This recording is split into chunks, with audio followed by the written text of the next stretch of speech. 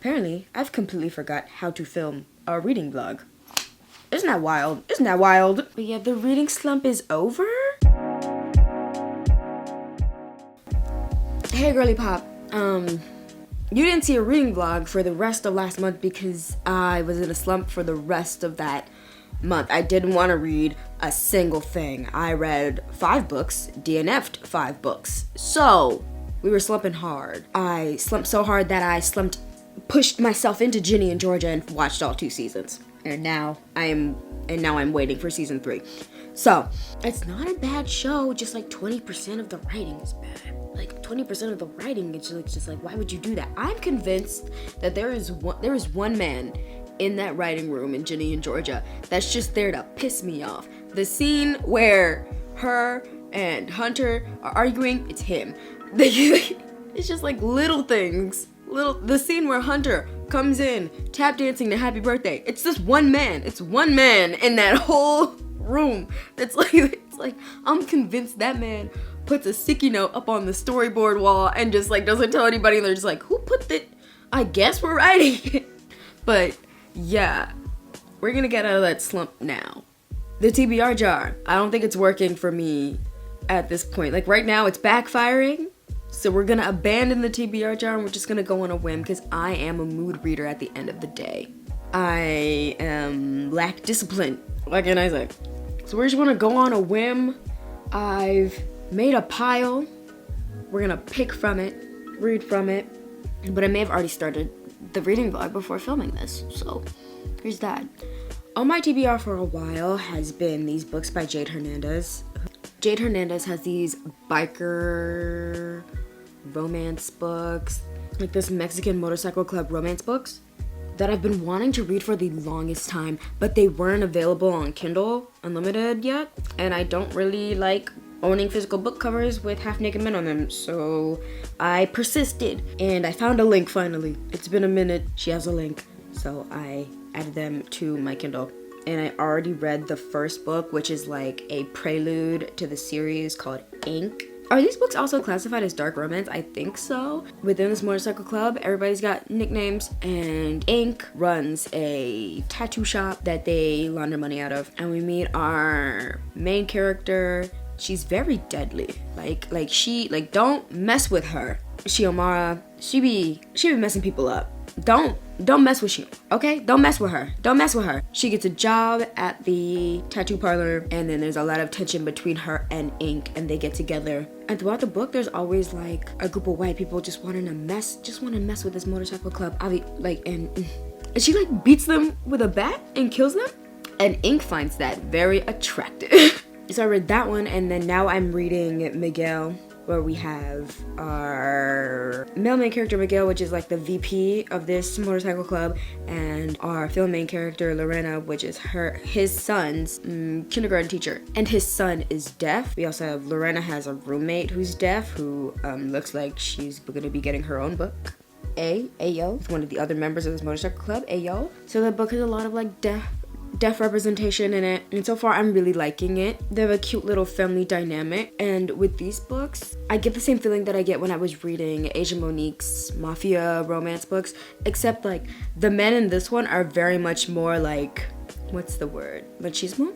They're much more machismo than in the mafia romance books that I read. Like the men in those books are kind of just like, this my lady, she cool, she dope. And then in this one, like the men are like really like intense in their masculinity. But other than that, I'm really enjoying myself so far. And I'm probably gonna finish this book today. Right now I'm filming this, it's Wednesday. So the vlog's gonna be probably a little bit all over the place. And then maybe we'll get into more from the pile, maybe not. If we're gonna stick in the theme of Latinx romances, I do have a few on my TBR card that I didn't include in my pile. But one of the series, the 3rd book, just got announced in this series. And I have 2 of the books already, so I wanna wait till that book's out and then I'm gonna read them all together. Maybe I'll get back into Be Love from last time because I didn't really finish that one. I stopped halfway through. Maybe we'll get into some of the black cowboy romances that I mentioned earlier, get into Rebecca Weatherspoon. Listen, I don't know. This video is gonna be all over the place, but this is where we're at. I haven't filmed a reading vlog in a minute, and I feel like I don't know how to do these anymore.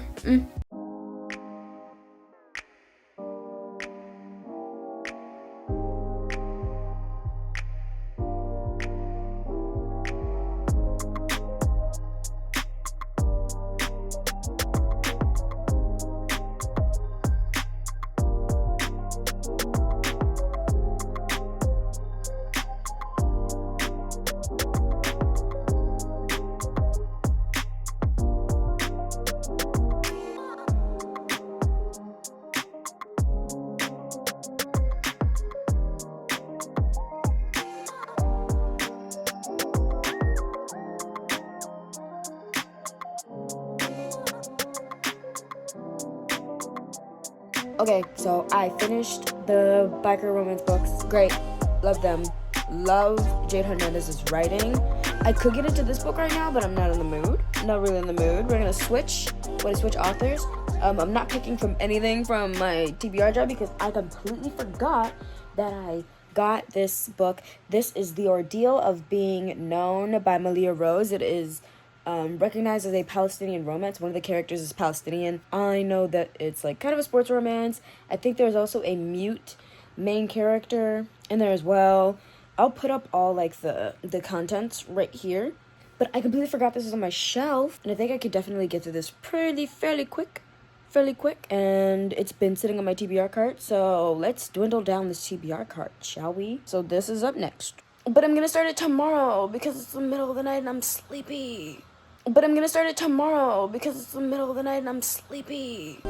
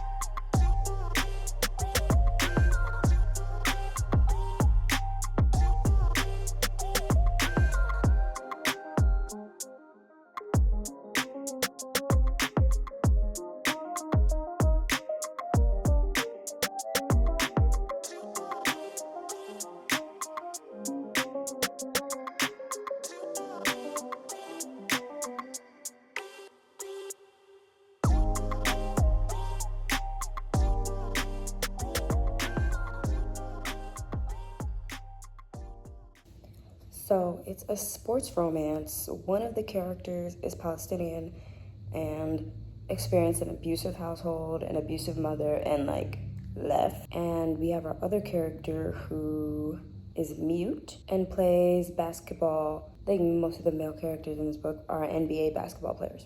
The female main character's name is Layla. She's also an artist. And our male main character's name is Jess. I could definitely finish this book by the end of today. It's just so hot right now. I feel hot because of the sun. We just got the furniture within this little patio space. We closed it up and now it needs a fan because the sun is beating down on me. But listen, look at my skin. So slay. Look at this. I'm not even that mad, to be honest. I'm gonna stay out here a little bit longer. I don't know.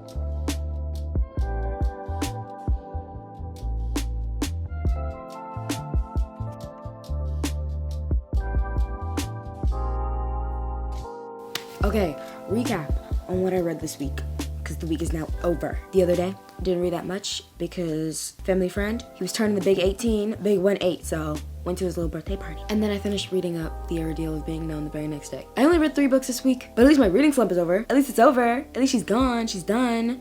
So first book that I read, Ink, in the Los Diablos MC series by Jade Hernandez. I gave that book like 4 stars. A prelude to the entire Motorcycle Club series. It was pretty cute. You follow Ink and Chiamara. Chiamara's looking for a job. She can never keep a job because every time at one of her jobs, a man harasses her and she gets fired. Ink, because Chiamara can never keep a job, giving her shit for like a week, but then is also like obsessed with her. Won't stop looking at her. All that shiz. It turns out, Chiamara doesn't like it when men harass her, when strange men harass her, because she is deadly. She will kill them. So she does a lot of that, and Ink finds that very attractive, as well as other members of the Motorcycle Club. Long story short, they get together, and they're like the perfect level of like, they love each other, but also incredibly toxic at the same time. You know? Read it, short and sweet. Next book was Miguel. Also gave that book 4 stars. Miguel is the first book in the series, like the official first book in the series, where Miguel is the vice president of this motorcycle club, and apparently he had relations with a lady, and that resulted in a baby, and then a lady with the baby came by, dropped that baby off on his doorstep, said, take care of your son, I'm out. I'm out. So now he has to become a father to this 5-year-old baby. So what do? You take this 5-year-old baby to school, and that's where he meets his teacher, Lorena, who immediately smitten with, and they come from 2 different worlds, essentially, but he is smitten with Lorena. We get a little bit of close proximity in there when Lorena's life is like in danger because of rival motorcycle clubs and gangs and etc. And it also had a lot of deaf representation. The 5-year-old boy, son of Miguel, is deaf, and they have to find that out and then do all the things. Get him to go see doctors, get him a hearing aid, tell the other people in the motorcycle club like, hey, this is his hearing aid, my son is deaf, he's hard of hearing. Starts learning sign language for him. We also have more deaf rep with a side character, Lorena's friend, who is probably, I'm saying, is gonna get her own book as well, is also deaf. So Lorena knows sign language and starts communicating with Miguel's son. And it's a very cute moment of everybody protecting his son and also being more open-minded, learning sign language. And they have their little family moment. They're like a little mixed family. And it was cute. I found that one really cute. I did give it 4 stars and I enjoyed myself. And then last book, The Ordeal of Being Known by Malia Rose.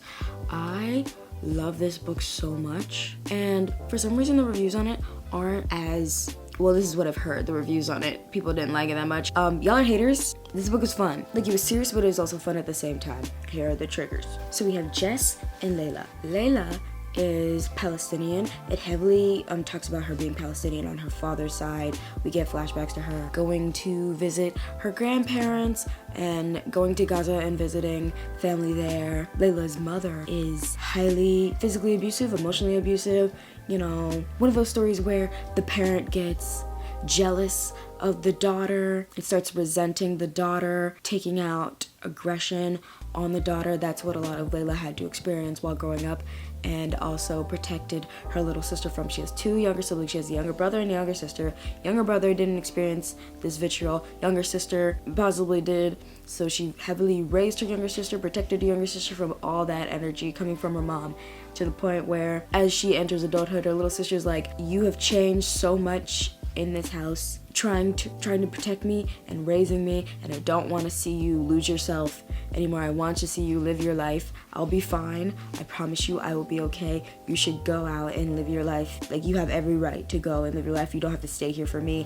So that's what Layla does, and she finally leaves and escapes that abusive household, where she makes a bunch of friends. All her friends are like little famous. This little found family in it, they're like kind of famous. They all have like professions that would be considered that. Like, she's friends with 2 NBA players. She's friends with other actors, people who you would consider like well-known in a pop culture sense. That's who she's friends with.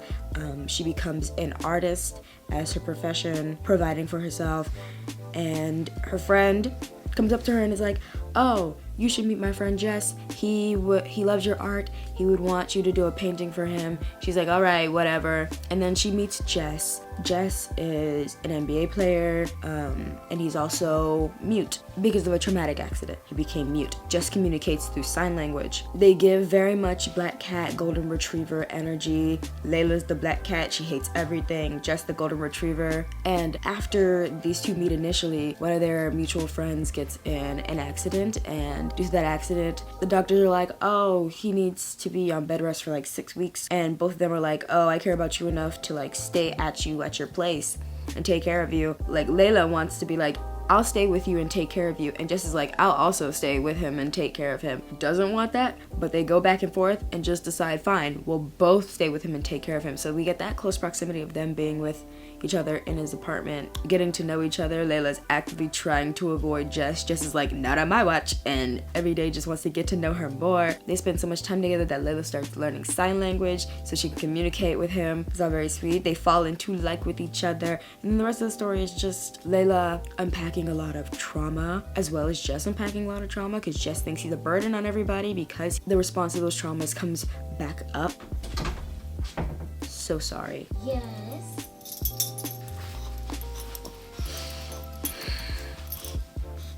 Big baby. Hello.